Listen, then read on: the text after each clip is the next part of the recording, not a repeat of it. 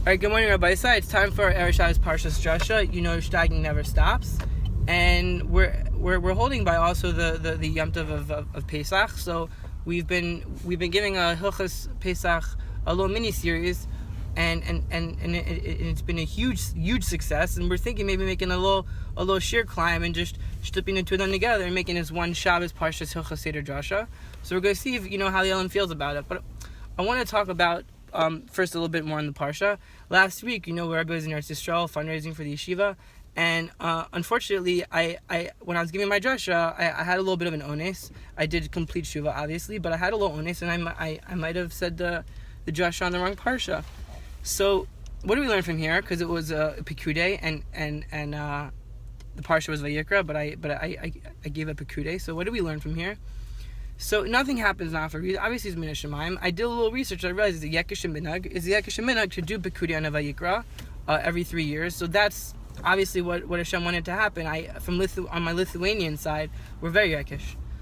So that's the reason for that. But the Pshat, I know people were very confused, and I didn't want to Chaz Hashem start a minhag of always doing Pekudi on a Vayikra.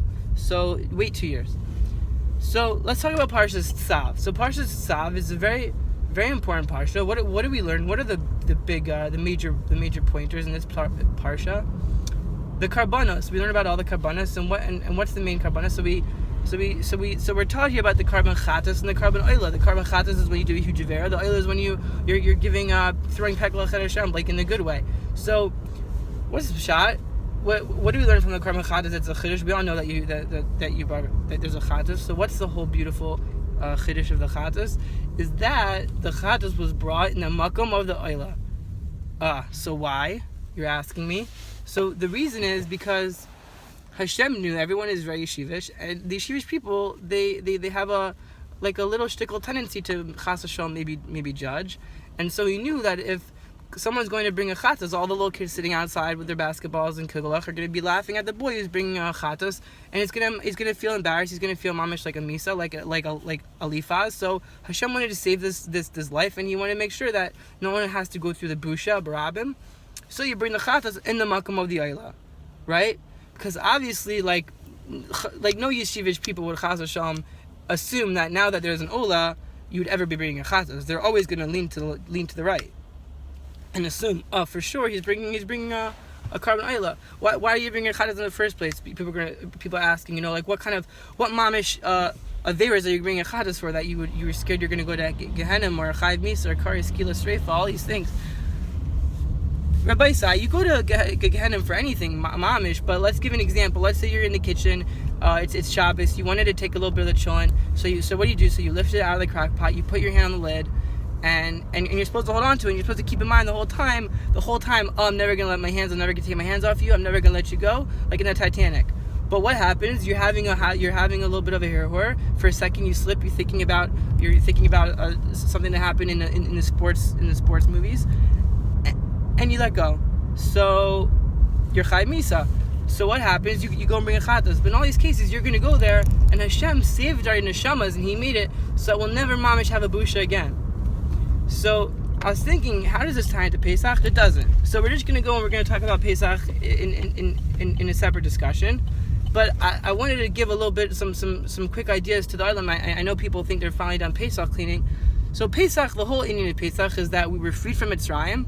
Hashem freed us. What does He do? He freed us from Mitzrayim and He put us into a completely different slavery, which is all of our chumras and all of the garbage we made up and that we enslaved ourselves with. So the whole minhag of Pesach, the whole Indian of Pesach is to mamish never ever feel like the Mitzrayim really freed us, but instead we went from one slavery into the slavery of ourselves and our own crazy effing chumras.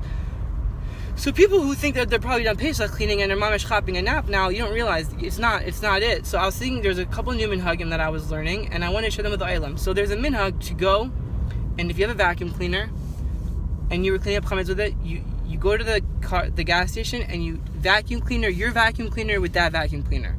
Are you following?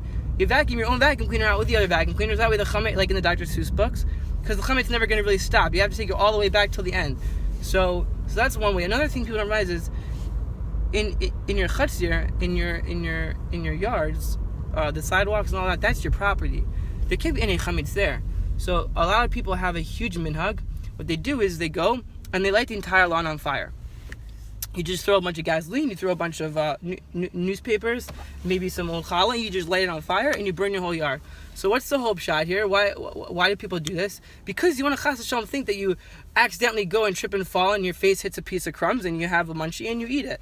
So these are things that we can take upon ourselves that we don't feel like maybe we're actually free. We want to always be feeling a little bit of that of the yoke, the yoke of our own ridiculous chumras, smashing ourselves into the ground, stuffing us into a blender, and making us crazy and wanting to die. So this was a very long drasha, but I think it was important that the Olam had a little bit of Pesach, a little bit of Tzav, a little bit of Parsha, a little bit of afternoon mamish shal shudis. All right, so let's keep steiging, and Emer Hashem Mashiach is going to come. Amen.